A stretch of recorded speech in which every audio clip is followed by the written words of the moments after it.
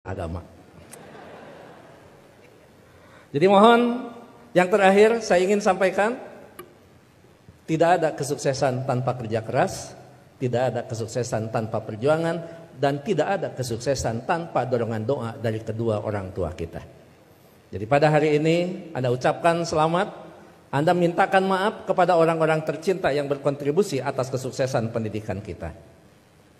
Hati-hati memperlakukan kedua orang tua. Saya tahu di sini ada master hukum, saya tahu di sini ada master manajemen, saya tahu banyak prodi yang ada di sini dan memiliki tata kelola yang sangat baik, maka itu salah satunya didukung oleh perilaku Anda setelah lulus.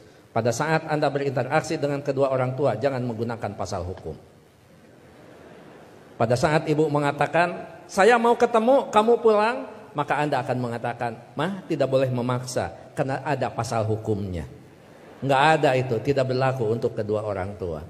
Pada saat Anda diminta membantu kedua orang tua, Anda jangan menggunakan manajemen yang efektif. Tidak ada manajemen dalam hubungan dengan orang tua, kecuali penghargaan, penghormatan, dan tempatkan dia sebagai di tempat yang paling sempurna sebagai kedua orang tua kita.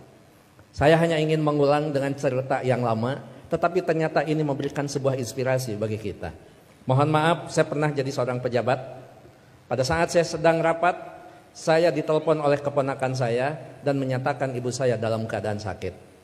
Kemudian saya balas telepon itu dengan sebuah ungkapan yang agak sedikit sombong. Tolong cepat bawa ke dokter dan nanti uangnya akan saya transfer. Ternyata ibu dari kejauhan menjawab kalimat saya dengan sebuah kalimat yang tegas. Enggak usah ditransfer, yang penting kita bisa ketemu. Kalau ibu sudah mengatakan yang penting kita bisa ketemu, maka jabatan itu tidak ada, maka rapat itu tidak ada. Dan boleh saya katakan, kalau saya sudah dipanggil ibu dan bapak, tidak ada yang bisa menolak panggilan siapapun, termasuk atasan saya. Kalau itu ibu dan bapak yang memanggil, kena yakin, kalaupun saya bisa memberikan sebuah alasan, Pak mohon maaf ibu saya dalam keadaan sakit, maka atasan saya akan memahami semua, karena mereka juga pernah dibesarkan dan memiliki rasa hormat kepada kedua orang tuanya.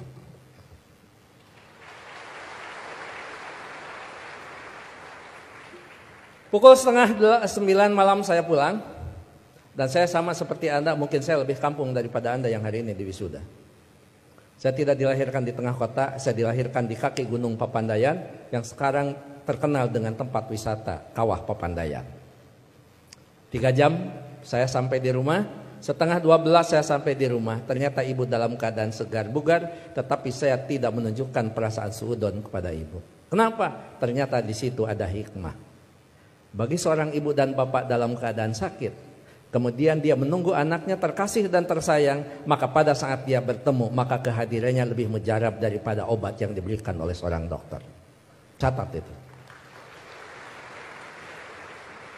Ibu tidak hanya menunjukkan segar dan bugar, tapi ibu juga tetap memperhatikan kesukaan makanan anaknya. Saya dimasakan sayur kacang merah, saya digorengkan asin peda, saya dibuatkan sambal terasi, dan saya juga dibakarkan pete.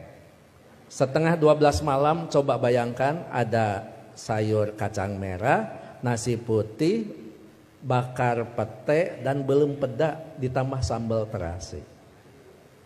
Boleh dibayangkan setelah wisuda. 11:30 malam saya disuguhi makanan itu, maka tidak ada kalimat yang bisa diucapkan kepada ibu selain mengucapkan terima kasih. Padahal saya tidak biasa makan malam, kecuali makan nasi di waktu malam. Ya saya makan. Saya tidak pernah mengatakan, Amah ngapain masak? Kan kata dokter paling tidak 3 jam sebelum tidur kita boleh makan. Ini mau tidur 11:30, ngapain masak? Bagaimana perasaan ibu pada saat seorang anak yang dia tunggu, yang dia masakan, kemudian anak berargumentasi dengan sebuah ilmu di mana ibu tidak paham tentang ilmu itu. Menyakitkan. Iya, saya makan dan saya berdoa mudah-mudahan ini jadi obat. Begitu saya lirik dari sudut mata saya, ibu kelihatan bahagia. Kenapa? Makanan yang dia pasak itu betul-betul dimakan oleh anaknya. Begitu selesai makan, saya mengatakan kepada ibu, Amah mohon maaf, ini makanan sangat enak, terima kasih. tapi mohon maaf besok tidak akan pulang siang karena ada pekerjaan yang tersisa. Kemungkinan saya pulang sebelum sholat subuh. Ibu dengan bijak mengatakan, enggak apa-apa. Yang penting kita sudah ketemu. Sok istirahat. Saya sambil dituntun dibawa ke kamar. Setelah di kamar saya diselimuti. Ibu lupa kalau anaknya adalah seorang profesor. Ayo tepuk tangan. Itulah ibu. Jadi Anda mohon maaf baru juga ahli madya ya. Ahli madya ibu mau nyelimutin. Ngapain? Ini baru diwisuda. Ada yang lebih tinggi lagi. Masa mah disimutin? Ini tekan sarjana. Nggak ada di depan orang tua itu. Jangankan ahli madya, sarjana, master, doktor, seorang profesor di hadapan ibu, di hadapan bapak, tetap kita adalah seorang anak yang perlu menghormati mereka.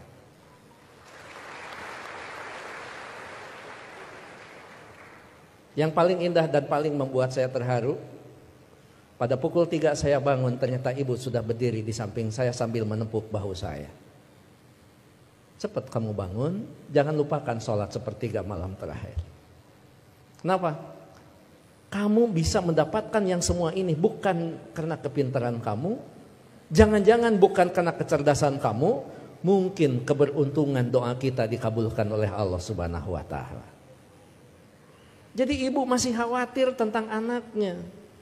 Ibu khawatir anaknya merasa pintar sehingga pintar menjadi sebuah kesombongan. Ibu masih khawatir anaknya cerdas, cerdas menjadi sebuah kesombongan. Bahkan melupakan siapa yang menentukan takdir segalanya pada kehidupan kita. Itu pada profesor itu. Jadi tolong ibu bapak sebagai orang tua, anak kita hari ini di wisuda, tetap mereka adalah anak kita yang perlu kita luruskan pada saat mereka terlempar dari jalan yang memang ditentukan. Perlu diberikan peringatan, tapi tentu sekarang ini ada kaidah-kaidah yang beda dengan zaman dulu. Seorang siapa Pak Rektor, sahabat itu Ali mengatakan, didiklah anak-anakmu bukan dengan zamanmu, karena mereka tidak mungkin mengalami zaman yang seperti kita alami. Jadi memang cara sudah berbeda, cara kita memperlakukan anak-anak kita. Tapi sejatinya tetap kewajiban kita adalah bagaimana mendidik anak-anak kita, bukan masalah kedewasaan. Tapi masalahnya sampai nyawa berpisah dengan badan, itu tetap menjadi kewajiban kita sebagai kedua orang tua. Begitu saya sudah selesai sholat, kemudian di situ saya bisa mendapatkan sebuah hikmah. Memang orang tua kita adalah punya kecerdasan yang luar biasa. Padahal ibu saya bukan profesor, ibu saya tidak lulus SMA, ibu saya juga tidak lulus SD. Beliau hanya lulusan sekolah raya. Tapi apa? Dalam sebuah komunikasi waktu itu saya katakan, "Ama, sekarang saya pergi, mohon pamit." Ibu masih bertanya, "Kamu nanti sholat di mana?" Saya jawab, "Nanti sholat di jalan." Ibu langsung mengkritisi kalimat saya. "Jangan suka sholat di jalan, ketabrak mobil." Itu kata ibu itu. Terus saya mikir, emang juga, emang benar masa sholat di jalan? Saya katakan, enggak, maksudnya sholat di masjid di jalan. Masih salah kalimat itu di hadapan ibu. Enggak ada masjid di jalan, paling dekat di pinggir jalan. Saya bilang, iya, nanti akan di masjid, sholat di masjid di perjalanan. Baru saya lulus dari ujian seorang ibu. Nah, lamun eta benar profesor. Dan yang terakhir, saya mohon maaf tadi malam tidak transfer karena amah mengatakan tidak boleh transfer, tidak usah transfer, sehingga saya tidak transfer. Disitulah kecerdasan ibu luar biasa. Iya, nggak apa-apa. Ngapain harus transfer ke seorang ibu? Mana? Ibu lebih cerdas daripada seorang profesor. Oleh karena itu tentu saya berharap sekali lagi, kalau kita mau sukses, berbaiklah kepada guru, kepada orang tua kita. Kalau kita mau sukses, jangan pernah Anda melupakan, karena kesuksesan kita adalah jerih payah dan hasil pemikiran kedua orang tua kita, termasuk guru-guru kita. Mudah-mudahan orang tua kita yang sekarang masih ada tetap diberikan kesehatan, diberikan usia yang panjang, tetap mampu membina dan membimbing anak-anaknya sampai menjadi investasi yang terbaik bagi keduanya. Bagi orang tua kita yang sudah tidak ada, termasuk kedua orang tua saya, mudah-mudahan senantiasa mendapat tempat yang terbaik di sisi Allah Subhanahu wa taala. Amin. Saya pikir itu Pak Rektor, Pak Ketua Yayasan, hadirin Sivitas Akademika Unpam yang saya hormati. Mohon maaf kalau sambutan saya agak sedikit panjang karena saya tadi mengimbangi Pak Rektor sangat panjang, kemudian Pak Ketua Yayasan sangat pendek, maka saya setengah panjang dan setengah pendek. Mohon maaf tidak bisa mengikuti wisuda sampai akhir karena saya harus mengejar waktu ke Tasikmalaya Pak Rektor.